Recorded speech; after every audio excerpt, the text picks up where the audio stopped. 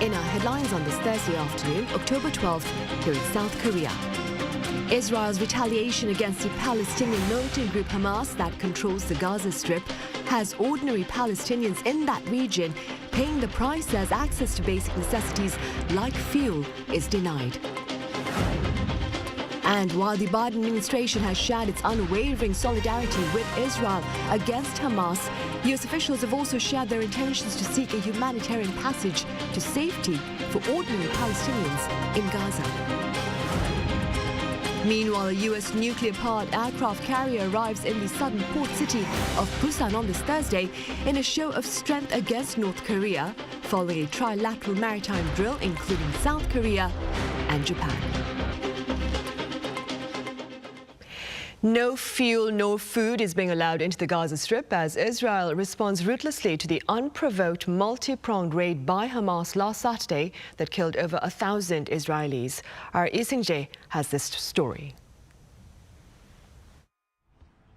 Gaza is currently without electricity as its only power plant has now shut down after running out of fuel. The shutdown comes just 2 days after Israel ordered a complete blockade of Gaza, closing off access to electricity, food, fuel, and water in response to Hamas's surprise attack on Israel last weekend. According to the head of the Gaza Power Authority, people are using generators for electricity, but even the fuel needed for generators is running out. Hospitals have also been affected and are set to run out of fuel by Thursday. The blockade order also means the water supply has been cut off, resulting in a severe shortage of drinking water for some 610,000 people. According to a New York Times report citing anonymous officials from Lebanon's military, Israel has been using white phosphorus bombs in its offensive against Gaza, a claim that Israel denies. White phosphorus bombs are internationally prohibited under the 1980 Geneva Convention when civilian areas are targeted. Meanwhile, Egyptian President Abdel Fattah al-Sisi said Wednesday that Cairo is pushing for talks to contain the situation between Israel and Hamas. The Egyptian leader also called for a 6-hour ceasefire to deliver aid to besieged regions. Meanwhile, the U.S. Navy's most advanced aircraft carrier and its strike group arrived in the eastern Mediterranean Sea on Tuesday in what Washington says is a move to deter any actor seeking to escalate the situation or widen this war. Following the deployment of the USS Gerald R. Ford Carrier Strike Group, the U.S. is considering sending another aircraft carrier to the region, with U.S. defense officials hinting at the deployment of the USS Dwight D. Eisenhower to Mediterranean waters near Israel. Lee Seung-jae, Arirang News.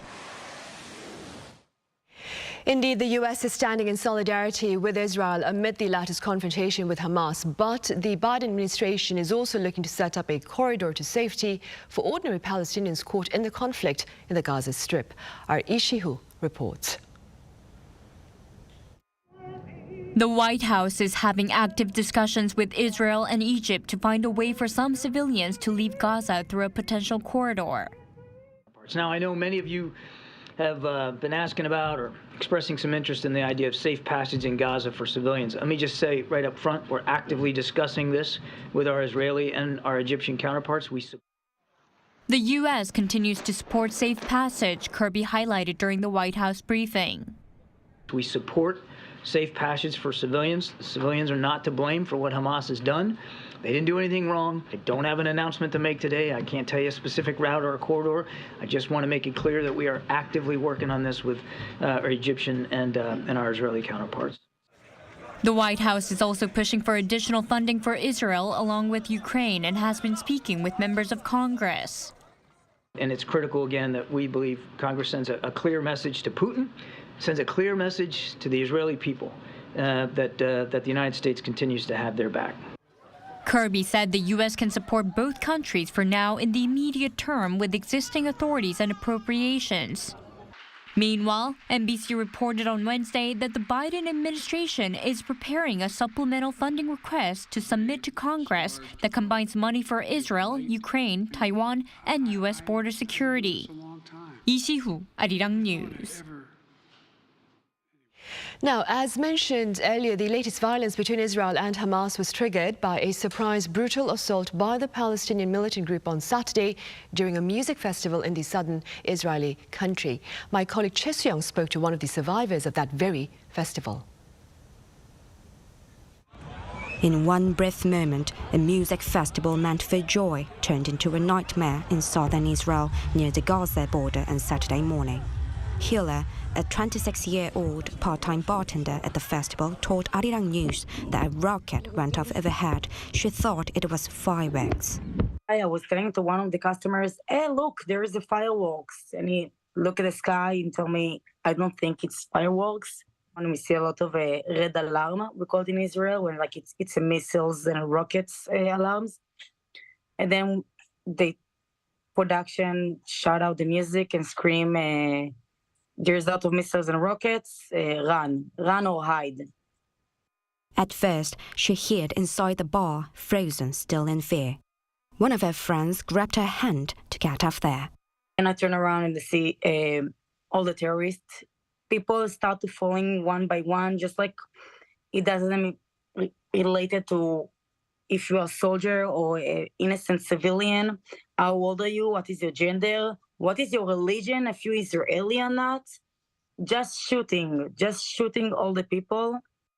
Some of her friends were killed in the massacre terror at the festival, and the fate of some is uncertain. They're raping my friends. I have 3 friends that are already dead. 2 of them, we don't know what's happened to them, and 2 of them inside of Gaza. That one of the things that I do remember, it's really in my mind, that while we are running and screaming and crying, I hear them singing and laughing. A freelance journalist based in Tel Aviv, Israel, delivers the current situation from the field in Gaza. The authorities in Israel ended up finding 260 dead bodies just from this festival alone. I know in one of the communities where a good friend of mine lives, at least 15 people, even within her community, were murdered, dragged out of their homes and shot pretty much execution style, in her words. She added almost 360,000 reserve troops, including volunteers, have been called up throughout the country. And Israel doesn't want to kill anyone. We don't want to kill Palestinians. That's not what the ethos of this country is about. But Israel must defend itself, and we don't have any choice. They said that Palestine and Hamas are completely different, and that the terrorist organization must stop. Choi Soo-young, Arirang News. In other news, a U.S. nuclear-powered aircraft carrier arrived in the southern port city of Busan on this Thursday in a show of strength against Pyongyang. Now, Seoul's defense ministry says the USS Ronald Reagan, including its battle group, is here for a 5-day visit. Now, prior to its arrival in Busan, it partook in a trilateral maritime drill, including South Korea and Japan, in international waters southeast of Jeju Island. It is also the second U.S. aircraft carrier to dock in Busan in 6 months, following the USS Nimitz back in March. The latest events come as part of the Biden administration's commitment to strengthen, quote, visibility of its strategic assets on the peninsula amid North Korea's nuclear ambitions. And North Korea's Kim Jong-un has reportedly exchanged words of warm wishes with his Russian counterpart Vladimir Putin to mark the 75th anniversary of diplomatic relations between Pyongyang and Moscow. According to North Korea's state-run media on this Thursday, Kim claimed he was, quote, very satisfied with his recent trip to Russia for what he described as an open and comprehensive exchange of opinions with his Russian counterpart. The report adds that Putin also well acknowledged his latest summit with Kim, saying the meeting confirmed their friendship and cooperation. Now, back in 1948, Russia was the first country to recognize the North Korean regime.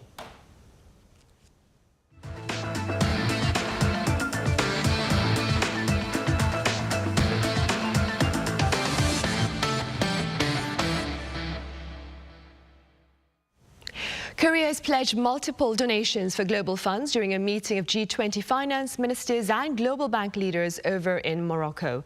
According to Seoul's finance ministry on this Thursday, Finance Minister Chu Kyung-ho pledged $3 million in support of the Global Supply Chain Partnership Program. He also promised an additional $80 million for the Green Growth Trust Fund in support of the World Bank's new vision for a livable planet.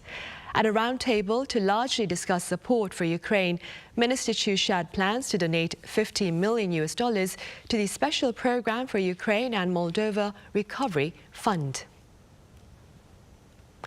On the local front, there was a tangible jump in the number of eco-friendly vehicles registered here in the country last month. According to the Korea Automobile Manufacturers Association, the number of eco-friendly cars surpassed 2 million in September to account for 7.9% of all registered vehicles. The figure has been on a rapid rise in recent times from just 500,000 back in the year 2019. Eco-friendly cars include hybrid cars, electric cars and hydrogen vehicles. And efforts to ease our carbon footprints are also being taken up by a local supermarket franchise that has chosen to adopt a new and more sustainable method of cooling its products. Our Ian Jin explains. This is a supermarket franchise that is generally located in areas on the outskirts of major cities. This particular branch is the first to use the latest technology in refrigerators and freezers in their meat section. Normally, commercial cooling equipment uses Freon gas, which can be installed easily at a low cost, but emits large amounts of greenhouse gases detrimental to the Earth's ozone layer. But the latest technology uses a carbon dioxide-based refrigerant that doesn't produce greenhouse gases. Applying a carbon dioxide-based supercritical cycle to state-of-the-art control systems, refrigeration and freezing is now possible in one integrated system. The carbon dioxide-based refrigerant has a global warming potential, or GWP index, that is 1/4000th of conventional refrigerants, which makes it relatively free from risks of explosion or combustibility. The installation costs of the new technology refrigerators are higher than ones that use Freon gas, but its energy costs are only 45%, making it much more advantageous. We've introduced the CO2 system because despite higher initial installation costs compared to the commonly used Freon gas system, operation efficiency is better and we can save energy costs as well as help prevent global warming. There are doors to the display shelves to reduce energy losses. As saving the Earth from further global warming becomes more urgent and more efforts are being made to move towards carbon neutralization, the use of such equipment that uses natural refrigerants that don't emit greenhouse gases is expected to increase. 이은진, Arirang News. Now, among the innovations on display at this year's exhibition of Robot World is a serving robot that wheels your way if you raise your hand. Our Moon-Hye-ryun was there. Robots that can fry food, robots that can walk on all fours, robots that can piece things together. These are just some of the robots on display at the country's largest robot convention this year. Starting on Tuesday and running until Saturday, the Ministry of Trade, Industry and Energy is hosting the biggest Robot World yet. Here at Robot World 2023, over 240 companies and organizations are showcasing a future where robots and humans can walk side by side. This is a robot that serves, but unlike most serving robots that follow a given path, this one can navigate through narrow spaces. It can also avoid small objects on the floor, but its biggest development is the way it responds to human gestures. Raising a hand will register in its system through a camera sensor, prompting it to wheel over. This South Korean company also developed the first cleaning robot in the world that, instead of wheels, has a mop that swivels to move. This year, it's been upgraded so that it can pass over raised door sills into different rooms. But robots are now advancing beyond assisting humans in their daily lives. Now we're a step closer to coexisting with robots and having them work with each other. The Korea Institute of Science and Technology has developed a sequence of coordinated robots to create the ultimate cafe experience. Robots take your order, make the coffee, serve it to your table, and also serenade you with music. This demonstration shows how different robots will be able to coexist with us in the future. And it's not just in our everyday routine where robots come in handy. In industrial production, they're key workers. Labor shortages in the shipbuilding industry are a serious issue all around the world. Not only are there not enough people, but as jobs such as welding require special training, it's difficult to find people who have enough experience to produce the quality of work needed. With these robots, however, anyone can weld. This robot just needs a starting point of welding, and then it will do the job for you. With the expansion of robots in a wide variety of fields from service to manufacturing, it's fast becoming a key future industry for the country. The government will be announcing its fourth basic plan for intelligent robots within the year in order to foster the robotics industry further. 문혜련, Arirang News. Meanwhile, there's an artist here who has taken to Lego bricks to create a charming rendition of Korea's rich cultural heritage. Our correspondent Song Yoo-jin has details. The soulful sound of the Korean traditional song Pansori harmonizes with the graceful moves of Chuningmu, a Korean traditional dance. What makes this performance even more captivating is a Lego ensemble seemingly dancing and playing music in the background. It's all part of Lego artist So Jin-ho or Colin Jin's first solo exhibition, Colin Jin's Historical Lego, where plastic blocks breathe life into tradition. Korean culture is enjoying global popularity, but in reality, everything popular today is quite modern. It made me wonder if we might be losing touch with our history. I began delving into our cultural heritage from the past and got the idea of using Lego blocks to connect the past with the present. The exhibition showcases 100 Lego artworks depicting Korean cultural heritage. The highlight is the Jongmyo Jereak, a royal ancestral ritual that was carried out between the 14th and 19th centuries during the Joseon dynasty. A UNESCO cultural heritage, this Confucian ceremony features song, dance, and music with dozens of performers.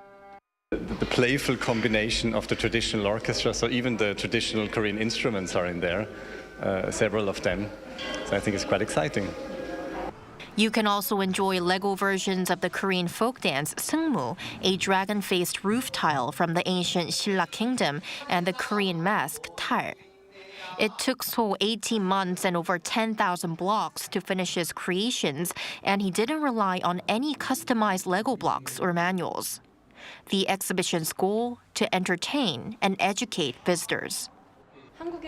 Making Korean culture and the arts easily enjoyable for everyone is a wonderful endeavor.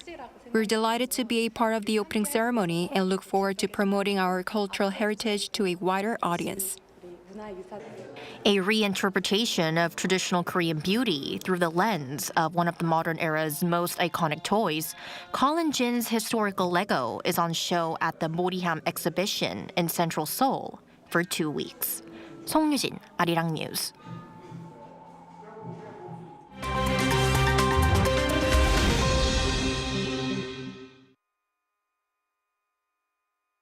Let's take a look at what's going on in the world now. Australian-Chinese journalist Cheng Lei has been freed from Chinese detention after more than 3 years. According to Australian Prime Minister Anthony Albanese on Wednesday, Lei has been returned after being freed via a legal process.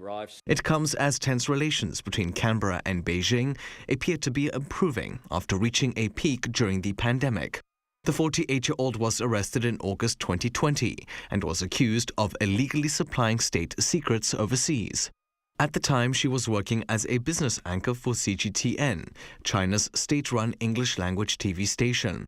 Chinese authorities allege she admitted to using her position to gather sensitive information for a foreign organization. But much of her case was kept behind closed doors, prompting criticism that the detention may have been politically motivated. NASA has for the very first time revealed an analysis of rock samples that were collected from an asteroid over 330 million kilometers away. According to the space agency on Wednesday, material taken from the Bennu asteroid around 3 years ago was rich in carbon and water-laden minerals. The find backs up a long-held theory that asteroids such as Bennu may have played a vital role in delivering important elements to support life on Earth billions of years ago. The analysis comes after an initial 3-day study of just a small amount of the complete rock sample collected from the 4.5 billion-year-old asteroid. The material was scooped up by a specialized spacecraft in October 2020. It then took a 3-year journey back to Earth. In the United States, scores for high school students taking the American college test have dropped to their lowest in more than 3 decades.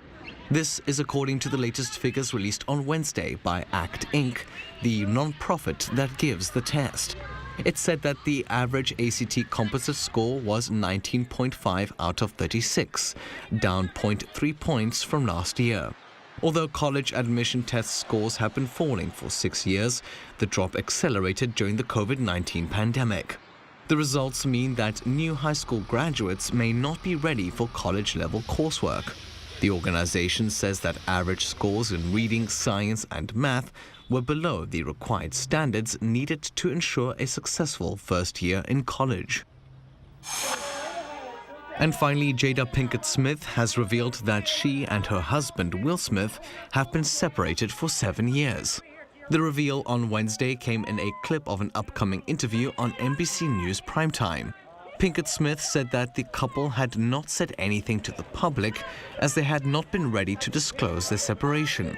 She added that they are still figuring out, quote, how to be in a partnership, and that they are not legally divorced.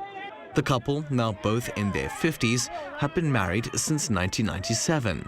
Their relationship issues were thrust into the spotlight last year at the Oscars, when Will Smith slapped presenter Chris Rock over a joke he made about Jada. Matthew Ashley, Arirang News.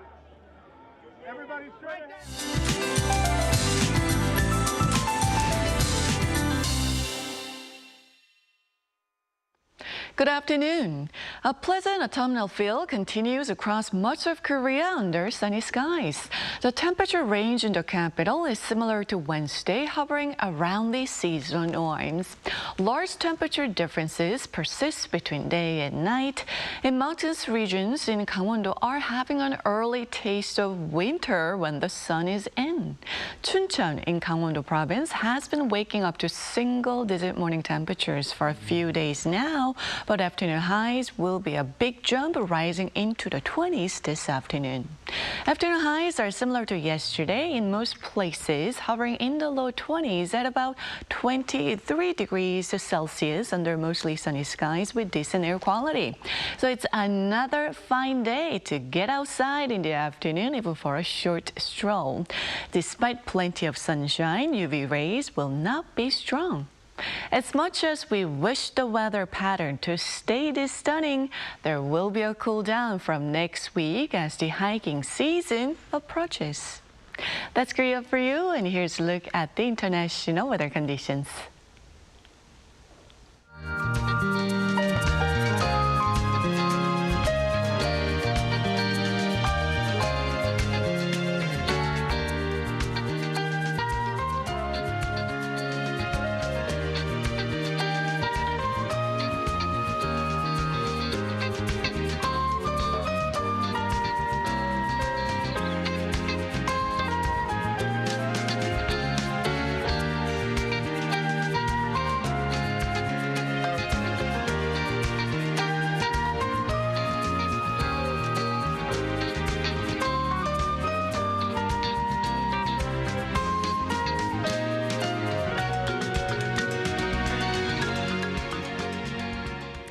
Right, and that ends this edition of the Daily Report. We have our panel session coming up next, so do stay with us.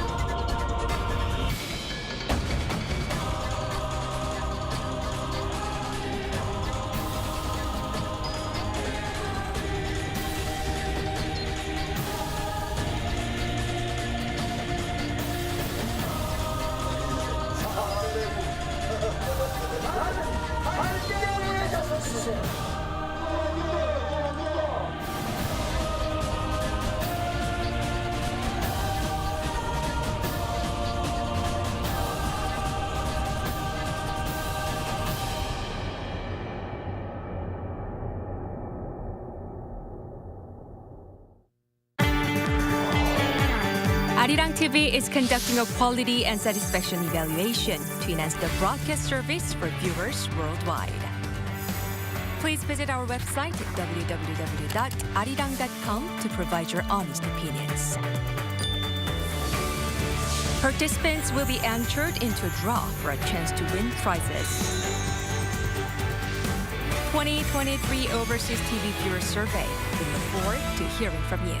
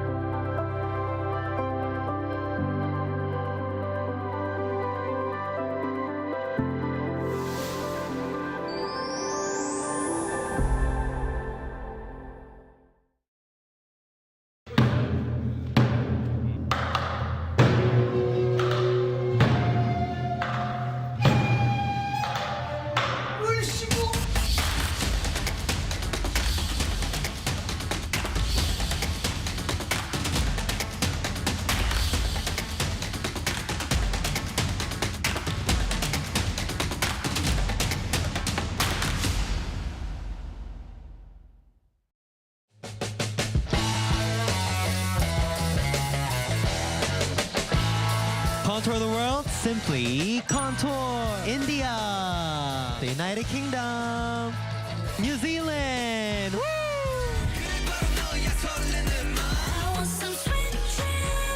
I'm excited. You excited? Of course. Yeah.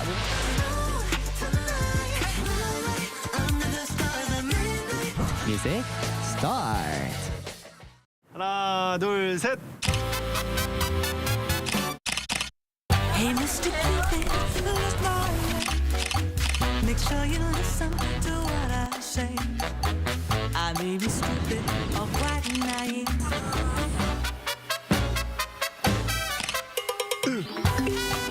끝없이 쏟아지는 포토스팟.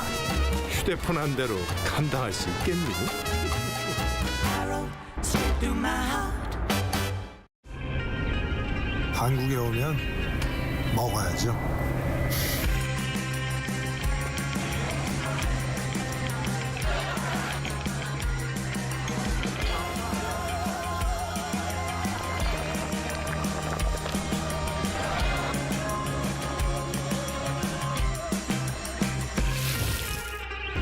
먹어도 끝이 없는 나라.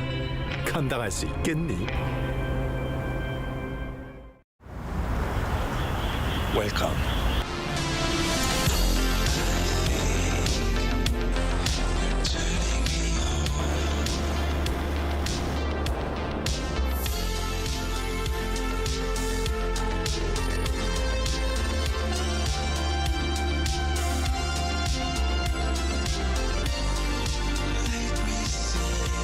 (24시간) 불이 꺼지지 않는 나라. 감당할 수 있겠니?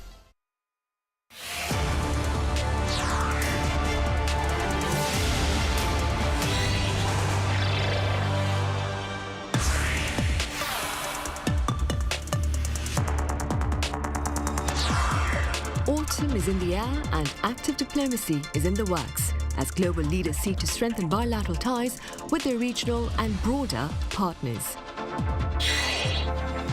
So what issues are likely to dominate talks between Russia's Vladimir Putin and his Chinese counterpart Xi Jinping in Beijing this month? And what issues look to top planned talks among the leaders of South Korea, Japan and China here in the country in December? Should the planned trilateral summit seek to simply address issues of accord or also those of animosity? Welcome to Issues and Insiders. We are looking ahead to a series of high-profile diplomatic interactions starting this month. And for more on their implications, I have Professor Kim Jae-chun at Seogang University live on the line. Professor Kim, it's good to have you on. Thank you. I also have Professor Im In-jung at Kongju National University with us as well. Professor Im, it's a pleasure. Professor Im, can you hear me? Right. Professor Kim, yes, Russian... can hear you. Right, that is good to know, Professor Im. We'll start with Professor Kim then. Professor, Russian President Vladimir Putin and his Chinese host Xi Jinping are poised to meet in Beijing this month. Should the international community be concerned about this upcoming exchange? Sure, we should be concerned.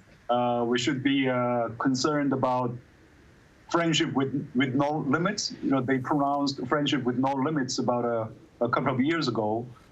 We should be concerned about challenges they are posing to the rules-based liberal international order.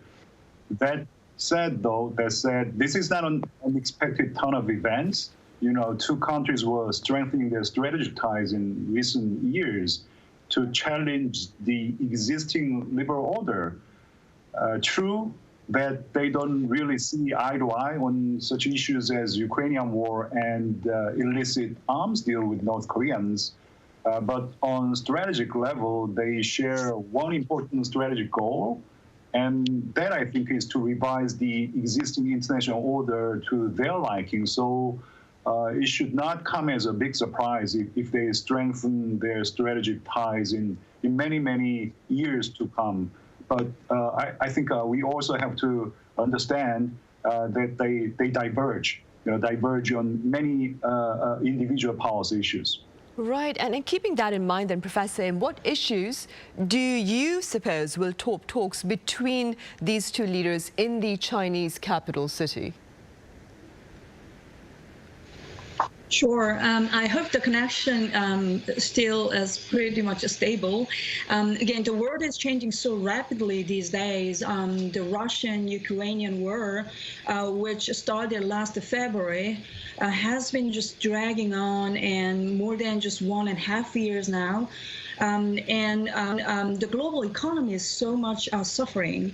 Of course, you know, the war is not the only reason, but it just really negatively contributed to the global economy. And Russia, which, you know, has run out of their shells, you know, due to, of course, you know, this protracted war, so they surprised Seoul, Tokyo, and Washington, you know, last month by cozying up to Pyongyang, again, the North Korea.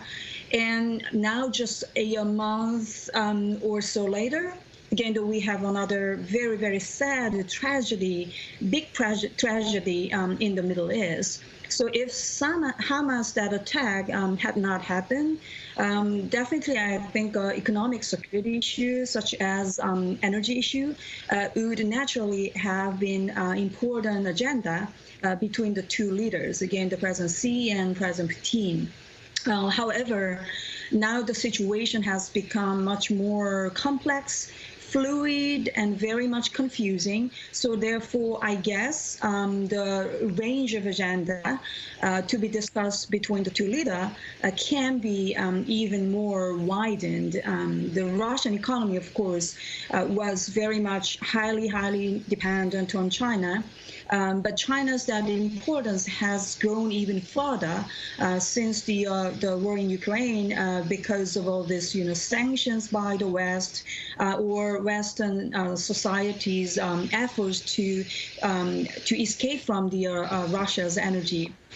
So China is now really the most reliable economic partner from Russia's point of view. So having said that, again, of course, they will definitely discuss on all this energy or economic security issues, but not only that, probably they can discuss further for more, how would you say, more urgent agendas like, you know, like the conflicts in the Middle East. Right, of course. And against that backdrop then, Professor Kim, what are the prospects of combined naval drills among Russia, China and North Korea as proposed earlier by the former, and what would be their implications on regional security concerns? I think it's quite possible. I think holding trilateral naval drills is not that demanding because Russia and China have been holding these bilateral naval exercises for a long while. So if North Korea can somehow dispatch a couple of naval vessels to these existing bilateral drills, then bilateral drills become trilateral drills. So holding trilateral is not that difficult, at least at technical level. But what kind of naval drills are we talking about here? I mean, that's another question. In my personal opinion, North Korea's Navy is in really bad shape. So their participation is not going to be a meaningful addition to the existing bilateral drills. Their participation is basically symbolic in nature.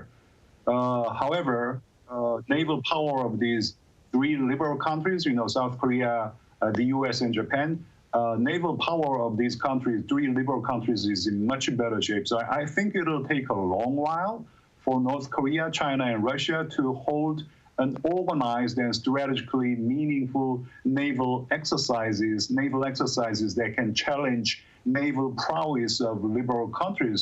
One other thing is that China might feel a little uncomfortable about the idea to hold a trilateral naval exercises at this particular stage. Right. Moving forward, Professor, in a rather promising development, plans are reportedly underway for a summit between Chinese President Xi Jinping and US President Joe Biden on the sidelines of the APEC summit in San Francisco next month. Do you see these two leaders managing perhaps to bridge their gap over differences during talks this time around? Well, I hope so. I truly hope so. And I think many will say the same thing. Of course, the ongoing U.S.-China strategic rivalry, this competition is very qualitatively different from the confrontation between U.S. and then Soviet during the Cold War, because it's about the future technology, while the two economies being deeply interconnected. So as the two superpowers vie for all this dominance in the future technology, this rivalry is, unlikely fade away very soon.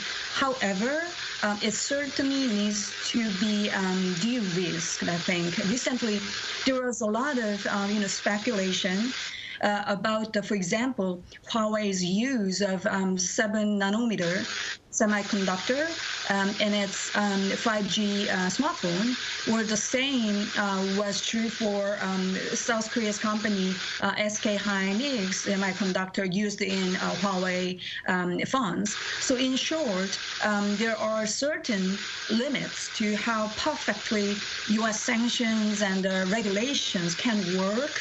And it's possible that as companies like, for example, ASML in the Netherlands, or companies in Korea, or even in Japan, are being harmed by such U.S. policy.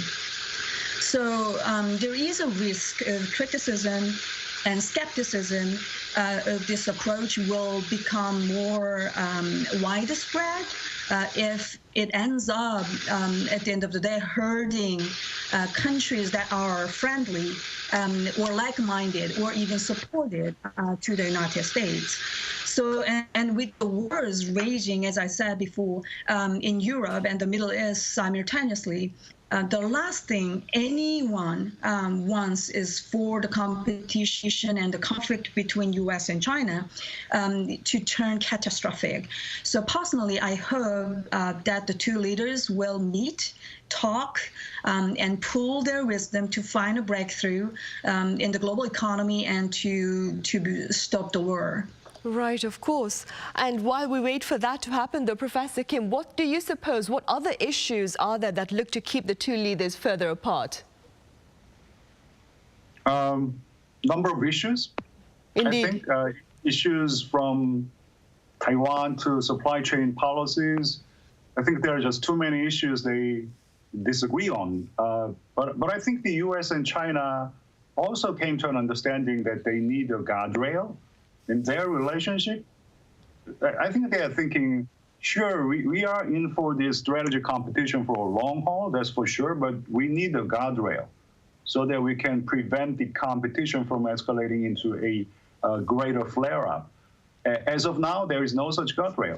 As far as I know, all these strategic dialogues, these dialogues they used to hold, they're all suspended. 2+2 and other high-level regular strategic channels are all suspended. So putting them back on track is something that both countries aspiring to accomplish. Recent months, they were holding a series of high-level talks, right? I think the objective is to accomplish, putting back these strategic dialogues that are suspended as of now. I think Biden Xi Jinping summit is going to be a culminating point of those efforts. Right, indeed, if they take place, of course. Professor, another much-anticipated exchange is a possible trilateral meeting among the leaders of South Korea, neighboring China, as well as Japan, in Seoul, probably most likely in December. What would be the broader implications of these trilateral talks, especially keeping in mind, that is, the current geopolitical tensions, including the latest outbreak in the Middle East, as you mentioned? Again, since the return of the conservative to power in South Korea last year, again, the President Yoon Suk-yeol has strengthened the country's alliance with the United States and expanded the cooperation with its closest neighbor, which is, again, of course, Japan. And the current government made some positive outcomes, such as Washington Declaration or even the trilateral summit at the Camp David. I personally don't think this direction is entirely wrong because, North Korea has been on a rampage, especially since the so-called Hanoi No Deal, and their cyber attacks too, not only just nuke and missile, their cyber attacks are becoming increasingly more and more sophisticated. So it is imperative for South Korea to expand its cooperation with the trustable partner country, of course, U.S., and Japan or many other, rather than just trying to do it alone. However, at the same time, it would be fair to say that cooperation with China, another closest neighbor from Korea's point of view, has been, comparatively speaking, less prioritized, both, of course, because of the external environment and internal domestic politics. But neither South Korea nor Japan, even nor the United States, can turn China into an enemy, no. So nor can China, given its own those deteriorating economic situation. So it can sound like a kind of cliche, but as long as we cannot choose our neighbor, and if it is the just fate of Korea, China, and Japan to live next to each other, we must continue our efforts to find some solutions to the common problems. Of course, from South Korea's point of view, North Korean issue is really the most urgent and direct, immediate threat to not only just to Korea, to all regional countries and to the rest of the world. So I hope truly, again, China can do more proactive and bigger role to deal with this problem. Right, and staying with prospects of this upcoming trilateral talks, Professor Kim, do you suppose the leaders of the three countries, that is South Korea, Japan and China, should perhaps focus their talks on matters of mutual interest like trade instead of focusing on regional security concerns, which are quite contentious, that is between South Korea and China, of course? What are your thoughts? Exactly. I think that's exactly the way three countries will have to approach the upcoming trilateral summit, particularly in relations between South Korea and China. We do need some time to cool off, to sort of readjust our relations. South Korea will have to reassess our expectations toward China, because South Korea, I think, was pinning too high a hope on China's role in steering North Korea into the path of denuclearization, role in unification on the Korean Peninsula. These expectations, I think, should be readjusted because China is not going to play that role. China will also have to understand that South Korea is not the weakest link, the weakest link between three liberal countries in Northeast Asia. If you think you can drive the wedge by going hard on South Korea, that's not going to happen. In fact, you will drive South Korea further to the side of the United States and Japan. So we do need some time to readjust in terms of security relationship, in terms of political relationship. So why don't we put them aside for a while? In the meantime, as you just said, let's talk about some easier issues here first, such as environmental issues, disaster relief, health issues. There are a lot. But you just mentioned trade, but I'm not sure whether trade is going to be an easy issue, though, here. Right, I see. Meanwhile, Professor Im, this is something you mentioned earlier. Now, Samsung Electronics and SK Hynix have secured waivers from U.S. restrictions that earlier threatened to limit their business operations in neighboring China. How do you interpret this latest development, especially keeping in mind, of course, the Biden administration's intentions to crack down on China's chip expansion? Well, as I said earlier, it's going to be kind of mistake to think that sanctions or regulations alone can completely control over your rivals or like opponents. Even in North Korea, like country has managed to defy sanctions and to develop its own missile or even space technology. So it's not, of course, realistic to completely control a country like China. Moreover, the memory semiconductor market is just commodity market and cannot just rely on government regulations or just corporate compliance. So while the U.S., of course, may be reluctant to, as you just said, reluctant to allow China to make its own advanced semiconductor, and it will just continue to take some, necessary steps from their point of view. It is at the same time important to keep in mind that the other side will always find a way. So for Korean companies, there is a lot of risk, of course, in increasing production facility in China in the medium or even longer term. So I think they have spent a pretty hard time to just diversify those kind of risks. Right.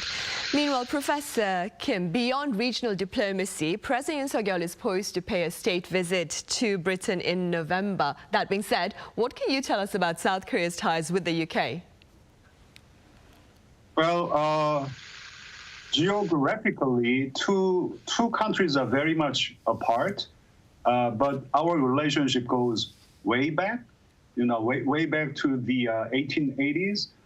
In the 1880s, two countries entered into the Treaty of Peace and Commerce. Peace and Amity, something like that. I'm sorry, I forgot. Since then, the UK has been a very important ally of South Korea. When the Korean War broke out in 1950, the UK was one of the 16 countries that participated in the war. The UK, if my memory serves me correct, contributed the second largest troops to the Korean War. And also after the war, the UK provided economic and diplomatic support to South Korea so that South Korea could develop. UK always has supported our diplomatic stance on the world stage, such as the United Nations and other international institutions' venues. Now South Korea has become one of the leading countries in the world, and South Korea's president, Yoon Suk-yeol, is traveling to UK for a state visit. Actually, this is the first state visit after the inauguration of Charles III it really means a lot, I think. Now two leaders are meeting on equal footing. Two leaders will talk a lot about the ways in which two important liberal countries can cooperate and safeguard liberal international order. Right. And staying with this broader diplomacy, Professor, following his state visit to Britain, President Yoon Suk-yeol is also scheduled for a state visit to the Netherlands, I believe, in December. What do you suppose the significance of that particular summit? Oh, of course. But before I'm going to go to that question, let me just add quickly one thing to the Professor Kim's that wonderful answer. Because recently, this summer, UK Parliament, their Foreign Affairs Committee, they published an interesting report which argues that Korea and Japan should be included in the AUKUS. Again, of course, there is no clear, explicit position or stance from Seoul or Tokyo yet. However, it can be an interesting probably agenda to be discussed. Because these kind of Britain-like, United Kingdom-like, or even Netherlands too, these are traditional maritime power.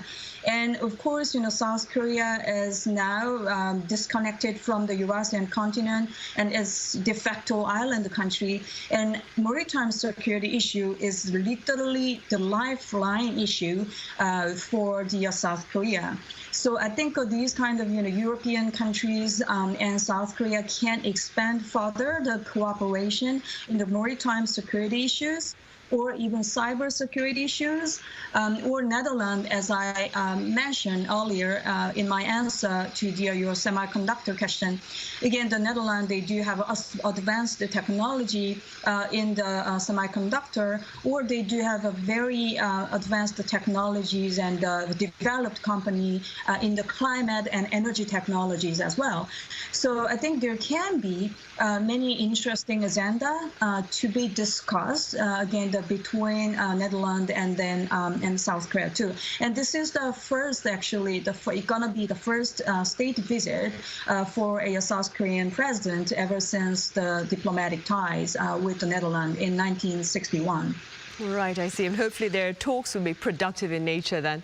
All right, Professor Im, thank you very much for your time and your thoughts. And Professor Kim, thank you very much for your insights. Thank you for having me. Thanks. Right, well, that is all the time we have for this edition of Issues and Insiders. Thank you for watching. See you same time tomorrow.